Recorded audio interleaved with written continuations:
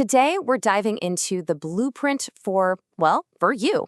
We're talking about the complete set of instructions for building a living thing, and it's stored in nearly every single cell in your body. We are, of course, talking about DNA. So let's just start with one single absolutely mind-boggling number, 2.2 meters. What is that? Get this. It's the length of the DNA that's packed inside just one of your cells. If you could stretch it out end to end, that single strand of code would literally be taller than most people.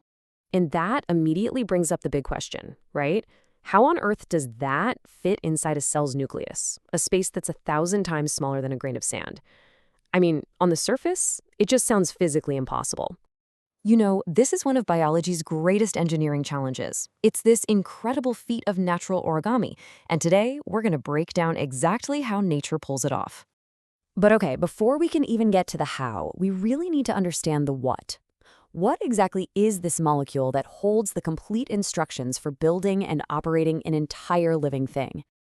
And that question, well, it leads us right into one of the greatest detective stories in the history of science, the race to find and understand the structure of the molecule of life itself.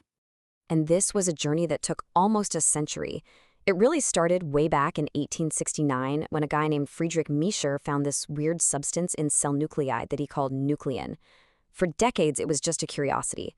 Then, much later, in 1928, Frederick Griffith's experiments showed that something was passing traits between bacteria.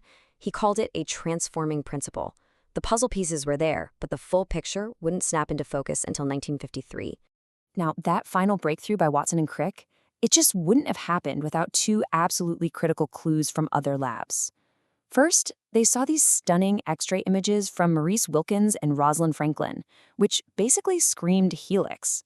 And second, they had this strange rule from Erwin Chargaff. For some reason, the amount of A always equaled T, and G always equaled C. These were the final hints they needed to crack the code. So you put those two clues together, and what do you get? You get the structure itself. The elegant and surprisingly simple double helix. And there it is, the icon, the double helix. And its genius wasn't just the beautiful shape, but how it all made perfect sense. The moment this model was built, it was like a light bulb went off.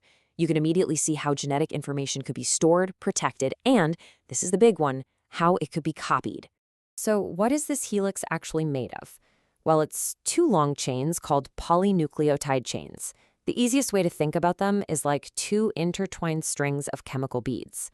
Poly just means many, so it's a chain made of many repeating units, and we call those units nucleotides. And if you zoom in on just one of those beads, a single nucleotide, it has three parts. There's a phosphate group and a special sugar called deoxyribose, and together they form the backbone of the chain. You can think of them as the sides of a twisted ladder. And then there's the really important part, a nitrogenous base. These are the famous letters of the genetic code, A, T, C, and G. And this is where Chargaff's strange little rule suddenly clicked into place. The two long chains are held together by bonds between these bases. They're like the rungs on the ladder. But they don't pair up randomly. Nope. A time only and always pairs with T, and G only and always pairs with C. This simple, rigid rule is the foundation for all of genetics. Okay, one last key feature of the structure. The two strands are anti-parallel, and that highway analogy is perfect.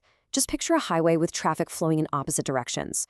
One strand runs in a direction that scientists call 5' to 3', and its partner runs the other way. This directionality is like a one-way street for the cell's machinery. It's absolutely critical for reading and copying the DNA correctly. All right, so now we know exactly what we're dealing with. Let's circle all the way back to our original crazy question. How does the cell solve this ultimate packing problem? The solution starts with these tiny proteins called histones.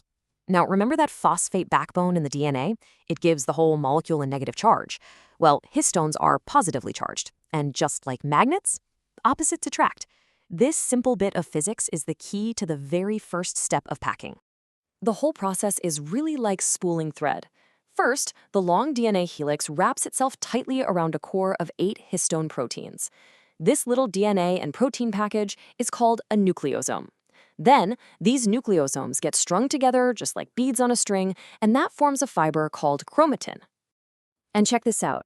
This is what it actually looks like. This is not a diagram, it's a real image from an electron microscope.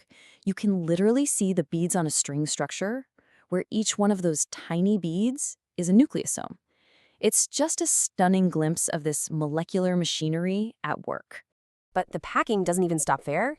That string of beads is then coiled on itself, then looped and folded, then coiled again and again, condensing more and more tightly until it eventually forms the super compact structures we all recognize from biology textbooks, the chromosomes, which become visible right before a cell divides.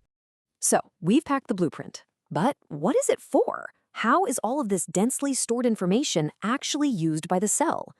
This brings us to our final unifying concept, the central dogma of molecular biology.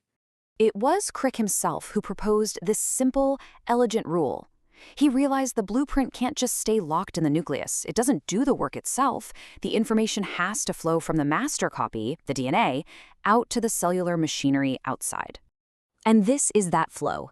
The DNA archive is transcribed into a temporary RNA message, which is then translated to build proteins. DNA to RNA to protein. From a bacterium to a blue whale, this is the fundamental process that governs how life works. So here's a final thought. This incredibly simple rule, working from a 4-letter code that's packed onto a 2-meter string inside a microscopic nucleus, dictates the blueprint for all known life. So the question we're left with is this: what happens when we truly learn to rewrite it?